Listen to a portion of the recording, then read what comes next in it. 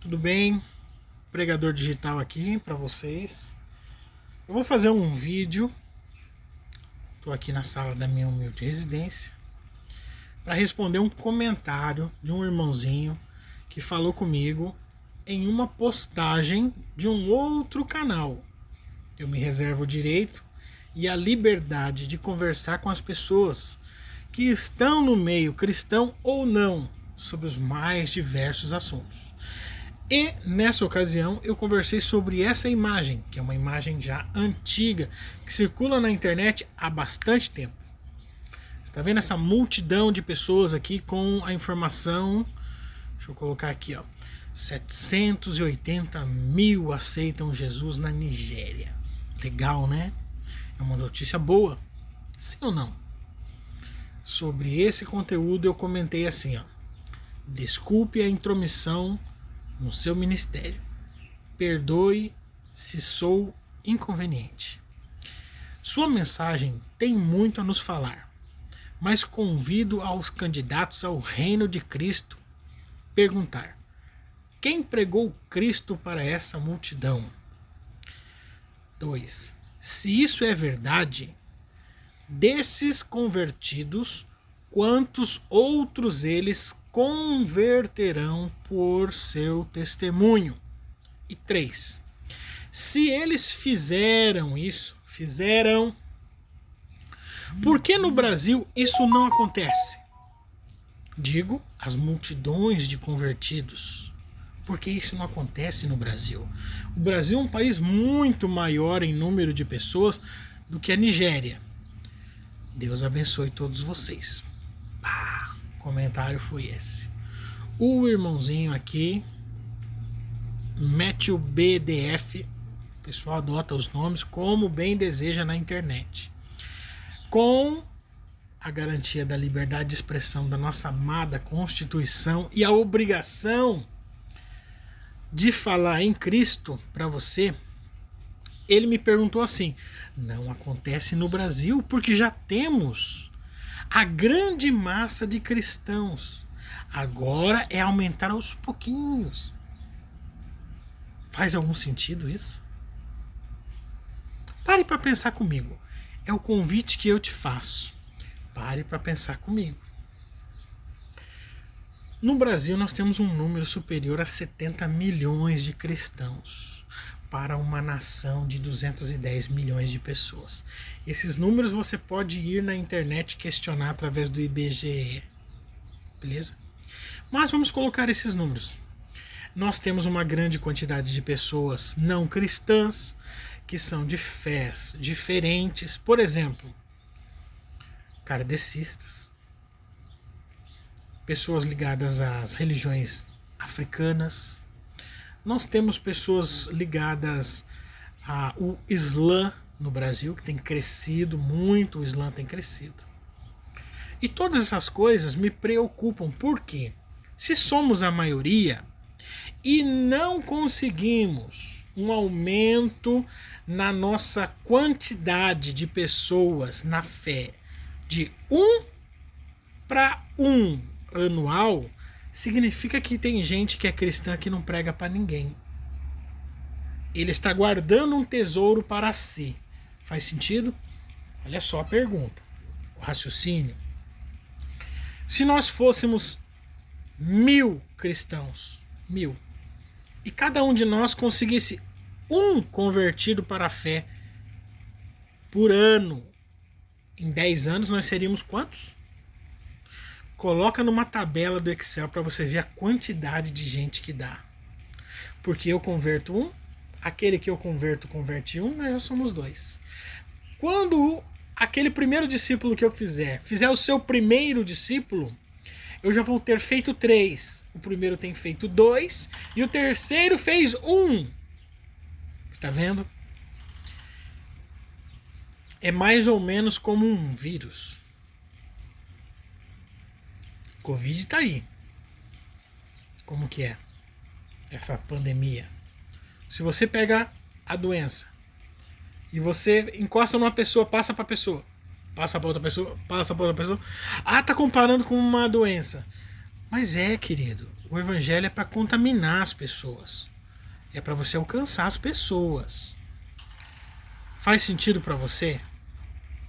Pois é. Dito isto, eu quero ler contigo um versículo, humildemente. Se faz sentido para você. Se alguma coisa chega até você do que eu estou te falando, se você compreende minimamente o que eu estou te falando. Eu não gostaria de estar falando aqui com pessoas que não conhecem a palavra, mas falo com as pessoas que já se dizem convertidas, que já se dizem conhecedoras da verdade, que já frequentam algum templo, já foi para templo A, saiu, foi para templo B, foi para missões, sabe?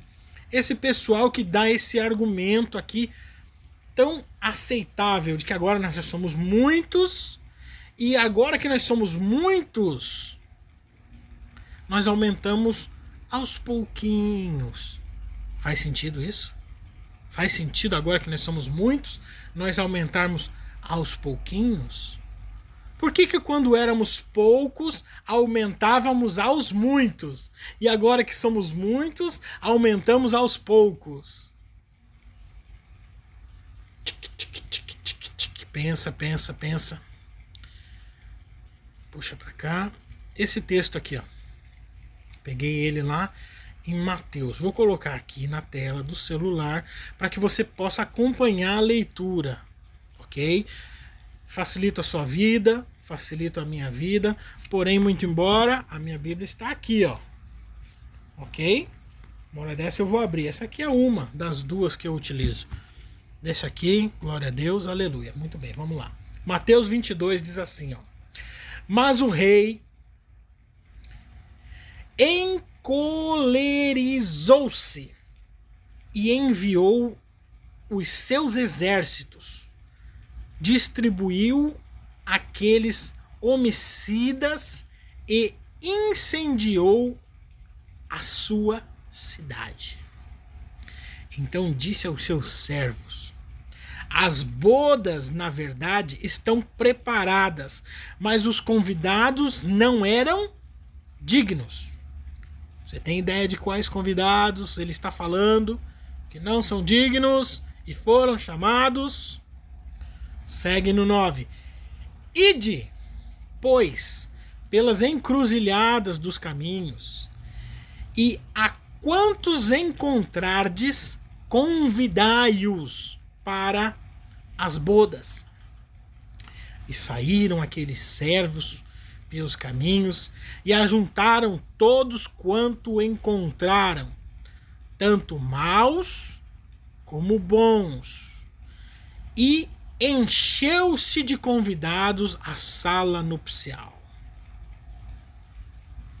Mas quando o rei entrou para ver os convivas, viu ali um homem que não trajava vestes nupciais e perguntou-lhe: amigo, como entraste aqui sem ter as vestes nupciais? Ele, porém, emudeceu.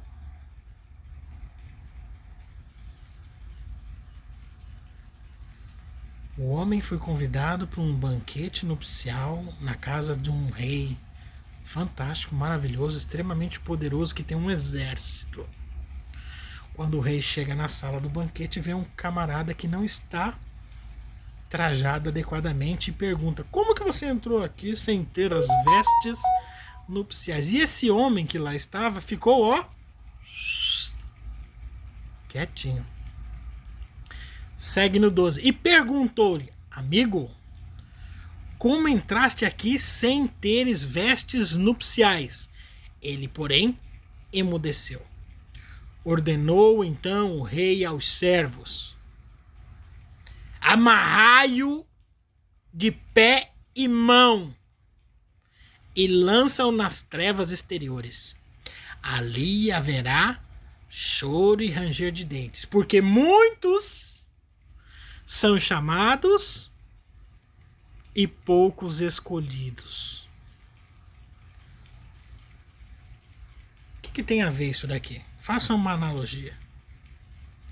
O Quem são esses tais que tanto estão sendo chamados, estão na sala do banquete, foram convidados adequadamente, mas quando questionados sobre o que estão fazendo na sala do banquete, como chegaram na sala do banquete, ficam calados. Não tem resposta. Não sabe o que dizer para o dono da festa. Será que justamente esse argumento de o que eu estou fazendo dentro de uma igreja, de uma comunidade, ou abrindo a minha boca e dizendo que sou cristão? Não sei. Por que você é crente? Por que você é cristão? Ou por que você é evangélico? Ou por que você vai a uma igreja? Ou por que você escuta um pastor? Ou por que você lê uma Bíblia? Não sei o que eu estou fazendo aqui. Pois eu quero te responder. Você foi chamado a ser cristão, e isso em algum momento alcançou a sua vida, para que você transmita essa mensagem a outros. Não é para você guardar essa boa nova consigo. À medida que você ganha entendimento disso, você ganha estrutura, você para de tomar leitinho e começa a ter comida sólida da palavra, e você toca no louvor, você dá dízimo, você eventualmente coloca uma roupa bonita para ir à igreja, vai nas nossas células e tal. Você acha que é só isso? Você está lá na sala do banquete. Você está lá na sala do banquete. Só que quando perguntam para você o que você está fazendo lá, você está usufruindo do banquete. Mas se o dono da operação do banquete, o rei, chega para você e faz uma pergunta simples, porque ele vê que você não é digno. Você acha que você engana alguém? Você pode enganar eu, pode enganar o pastor, você pode enganar os membros da igreja, você pode enganar todo mundo, mas a Deus você não engana. E em dado momento, a palavra mesma nos revela que ele vai vir e vai fazer um tal de julgamento. Ele vai julgar. Como que julga? Preciso explicar coisas assim para você? A pessoa julga sabendo o que você fez diante de uma diretriz.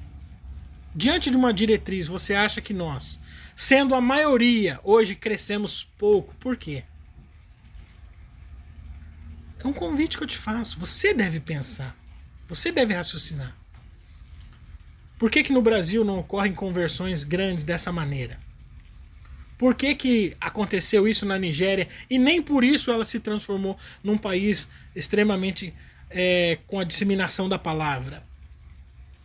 Você está vendo as coisas que ocorrem hoje lá no Afeganistão. Existem cristãos lá. Os cristãos estão fugindo com medo do Talibã, mas principalmente da fé islâmica. Faz algum sentido para você isso diante de tudo que você já aprendeu dentro da igreja ou lendo a Bíblia? Aonde que você mais tem aprendido? Lendo a Bíblia ou escutando o pastor? O cristão é para ser o que mais pensa, porque você é convidado a raciocinar o teu fim. Eu fico muito chateado com essa teologia que não se desmascara facilmente de que o cristão vive para ser rico aqui. Nós temos que ter dinheiro? Temos. Nós temos que prosperar? Sim. Só que, amiguinho, meu irmãozinho, minha irmã, pastor, bispo, reverendo, apóstolo, papa, quem estiver vendo esse vídeo, Jesus não falou para nós termos muito cuidado com as riquezas.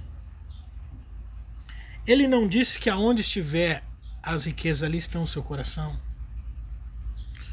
Nós não devemos ir muito, como está sendo hoje. Se você está na bênção, você está rico. Se você é uma pessoa abençoada, você é uma pessoa rica. As igrejas precisam de dinheiro, os ministérios precisam de dinheiro.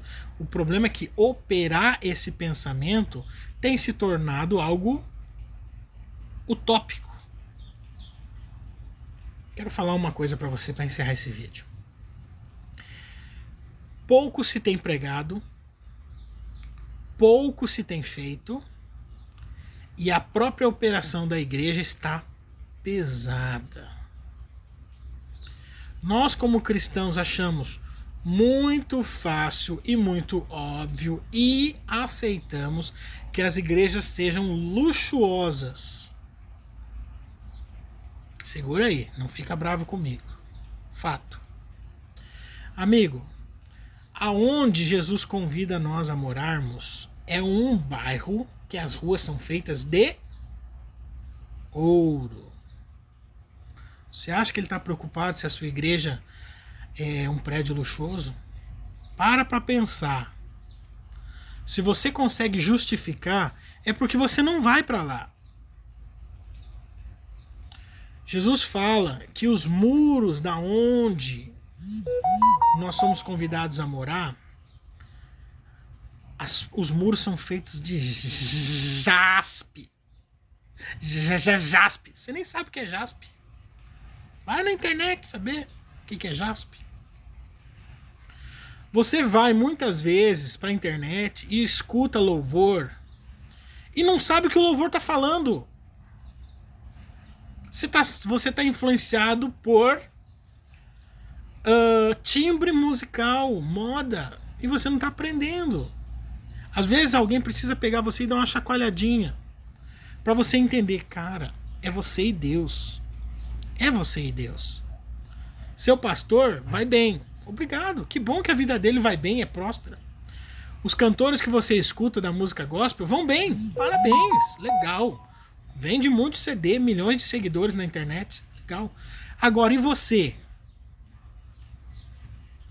Pode e vai acontecer. Jesus vai te cobrar. Suas vestes estão brancas? Você é santo? Não? O que você vai responder para ele?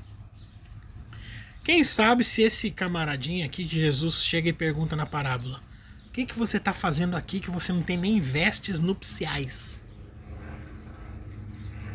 Será que é você? Será que sou eu? Você está pronto para conversar com Jesus? Um diálogo firme, coerente, adequado, que justifique ele ter morrido na cruz por você? Essas coisas são individuais, porque a salvação é individual, não é coletiva. No coletivo é a nossa vida cristã de pregação e de levar a palavra às multidões no mundo. Só que nós estamos dando, como o meu irmãozinho aqui colocou, desculpas para a nossa, como é que chama isso? Incompetência. Incompetência. Vai lá no dicionário procurar o que é incompetência. Qual que é a sua obrigação como cristão? Dar dízimo? É, também. Porque há necessidade que haja mantimento. Você acha que não tem comida suficiente na tua igreja? Quantos convertidos você trouxe para a fé? Para quantas pessoas você já falou como era a sua vida antes de ser crente? Ou cristão, ou evangélico, do jeito que você quiser se autodenominar. Você acha que você não bebe e isso é o suficiente? Estou te convidando a pensar. Porque vai ter algum momento em que a gente não vai mais poder pensar para mudar o caminho. Não vai mais poder dar esse tipo de desculpa que o meu irmãozinho deu aqui para mim. Que nós já somos muitos e por isso agora as coisas são feitas aos pouquinhos. Vai no IBGE e veja quantos eram os cristãos em 1980 no Brasil. Aí você vai de novo e pergunta quanto que eram os cristãos em 1990. Aí vai em 2000, você vai ver que agora apareceu a figura do evangélico não praticante. Cristão desviado. Tá? Isso tudo eu tô te falando para que você não seja pego na regra do livro que você segue. para que o sangue que foi derramado naquela cruz possa justificar os teus pecados, como eu peço para que ele justifique os meus pecados. Porque eu preciso de Jesus hoje mais do que no tempo que eu me converti. Hoje eu conheço tanto que às vezes eu tenho medo, temor. Porque quanto mais eu sei de Deus, mais eu reconheço que eu sou falho. E quanto mais eu sei que eu falho, mais eu me tremo porque pouco faço. Isso é sobre mim. E sobre você. Se você viu esse vídeo até aqui, ó, aqui embaixo tem um coraçãozinho que você pode dar pra mim, é grátis, não te dói nada, fica a seu critério. Mas aqui em cima você pode seguir também ainda é grátis. Enquanto não calarem a nossa voz, eu vou estar como pregador digital aqui te ajudando onde você estiver no mundo, tá? Como poderia dizer, Deus é bom, o diabo não presta, se só meta aí pro céu, vem comigo que nós vamos junto, tá? Beijo no seu coração.